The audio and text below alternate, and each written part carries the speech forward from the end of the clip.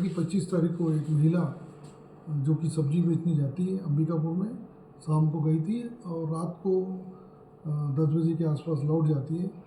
पर कल रात को लौटी नहीं, तो इस पर दूसरे दिन उसके पति ने चौकी में आके रिपोर्ट लिखाया कि इसकी डेड बॉडी मिली है। जब इन्होंने ढूंढने निकले तो इस पर पुलिस ने मर्ग कायम करके जब पीएम रिपोर्ट निकाली तो पता चला कि गला दबा के इसकी हत्या की गई है। इस पर एक टीम बना के साइबर और रटोरी की टीम ने लगातार वर्क किया। वर्क करने पे ये जानकारी सामने आई कि यह सब्जी बेचकर जब वापस आ रही थी तो उस समय एक ऑटो में चढ़ी थी। ऑटो का एक फुटेज भी आया था। फुटेज के आधार पे काफ़ी क्लियरेंस हुआ। अचानक ये फिर ऑटो दिखना बंद हो गया। फिर इस पे हमने जब उस ऑटो के बारे में, उसके ऑटो की हुलिया के बारे में पूरी जानकारी ली, पता चली किया, तो इस पे डाउटफुल जो ऑटो वाला है उसको पकड़ा, उठाया, पूछताछ किया। पूछताछ करने के बाद फिर इसने कबूल किया अपना गुनाह कि ये उस दिन लेकर इसको जब वापस जा रही थी, अटेंड किया हुआ था, साथ में जा रही थी, सामान भरा हुआ था ऑटो में, बाजू में बैठाया हुआ था। इसकी नीयत ख़राब हो गई। जब ये इसने उससे केस की बात कही तो वो भागने लगी, तो इस पर उसने पकड़ लिया।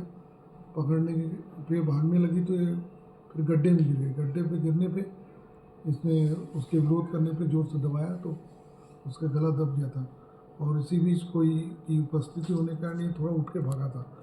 बाद में पुनः जब ये लौटा तो उसका कहना है कि अधमरी सी थी, मैं उसको दबाकर फिर वहाँ से ऑटो लेके निकल गया।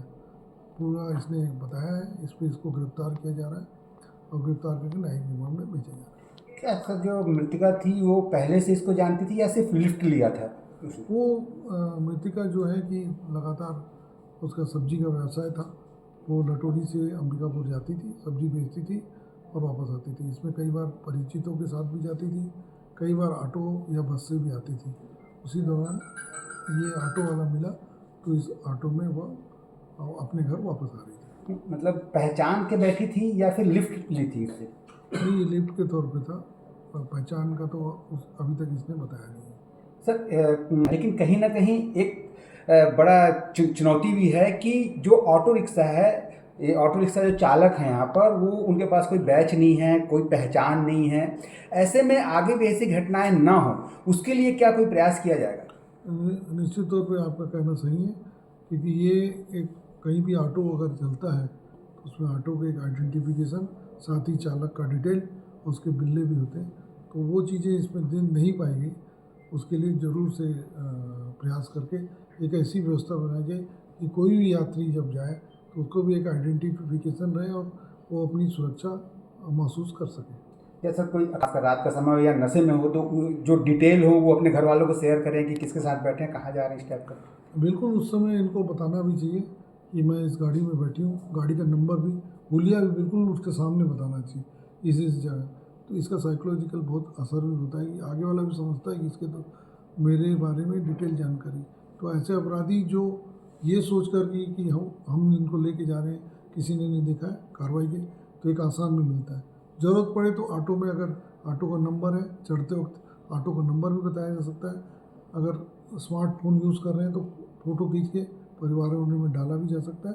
फ़ोन नंबर होंगे उससे भी डाला जा सकता है, जिससे कि आगे वाले के अंदर भी ये भावना रहे कि मैं जिसको लेके जा रहा हूँ वो मेरी आइडेंटिटी को अपने लोगों के बीच शेयर कर चुका है।